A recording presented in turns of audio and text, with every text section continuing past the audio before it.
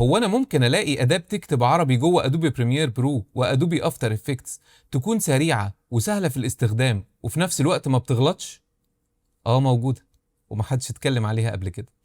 تعال اقول لك عليها. كل اللي انت هتعمله ان انت هتدخل على جوجل وتكتب سهارة صب وتضغط على اول اختيار عندك، هيفتح معاك الموقع بالشكل ده. واول ما تفتح الموقع هتلاقي انها بتدعم ادوبي بريمير برو ادوبي افتر افكتس زي ما انت شايف كده. هتيجي هنا وتضغط على الداونلودز بالشكل ده وتختار النظام اللي انت شغال عليه سواء ويندوز او ماك وتحمل الاضافة في ثانية، وبعدين تنزل تختار زات اكس بي انستولر وتحمل البرنامج. وكل اللي انت هتعمله بعد كده وانت قافل برامج ادوبي انك هتاخد الاضافة دي وتضيفها جوه الزات اكس بي انستولر، وفي ثانيه واحده هتلاقي الاضافه اتسطبت عندك. هتفتح ادوبي بريمير برو او ادوبي افتر افكتس وهتختار الاكستنشنز وهتختار سهاره صب وتسجل بالايميل بتاعك عادي جدا، والاضافه هتفتح معاك بالشكل الخرافي اللي انت شايفه قدامك ده. وهتلاقي عندك 3 اختيارات بمنتهى البساطه زي ما انت شايف كده: سابيفاي او كات ات او باك اب.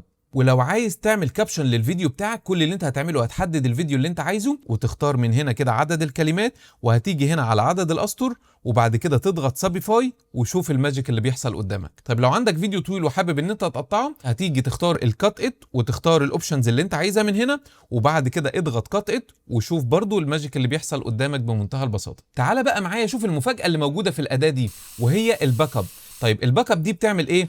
لو عايز تعرف الباك اب بيعمل ايه وبتتفرج على الفيديو ده في التيك توك او الانستجرام، هسيب لك لينك الفيديو كامل في البايو وفي شرح لكل حاجه خاصه بالاداه دي.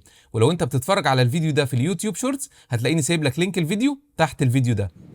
نسيت اقول لك ان في خصم 10% لما تستخدم البرومو كود اللي هيظهر قدامك على الشاشه دلوقتي.